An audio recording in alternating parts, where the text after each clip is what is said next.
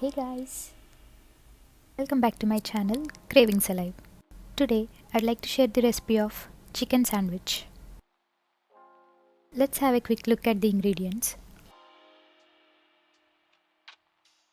Take 1 pound of ground chicken, add 1 spoon of pepper and half spoon of salt into the ground chicken and mix it well. Make round patties and fry the patties until they turn brown. Once the patties are ready, let's put them aside and take the bread and trim the edges. Now take a slice of bread and add lettuce. Place the chicken patty and cheese, and on the top add one more slice.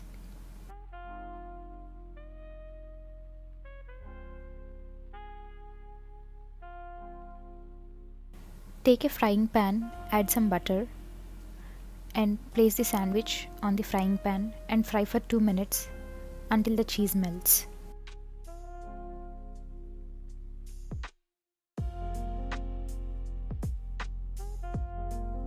Once they are fried, you can remove them from the pan. You can add sauce of your choice. Here I have got mayonnaise and buffalo.